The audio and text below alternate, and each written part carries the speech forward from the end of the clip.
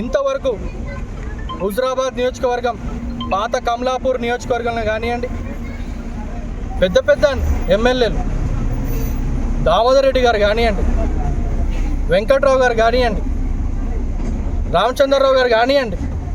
పెద్దిరెడ్డి గారు కానివ్వండి, లక్ష్మీకాంతరావు గారు కానివ్వండి, రాజేశ్వరరావు గారు కానివ్వండి, ఆఖరికి మన ఈటెల రాజేందర్ గారు కూడా కానివ్వండి, పార్టీలకు అతీతంగా ఎమ్మెల్యేలు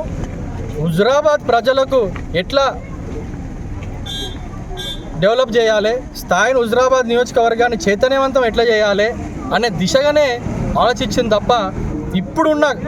MLA Kaushik Reddy TRS MLA Huzurabad MLA అని అంటేనే చిన్న పిల్లలు కూడా అసహించుకునే లెవెల్లో, బహుశా జంతువులకి మాటలు వస్తే చీ అని చెప్పి మొహం తిప్పుకొని పోయేటట్టు అతని ప్రవర్తన, అతని సంస్కారం అది ఎంతవరకు సమంజసం?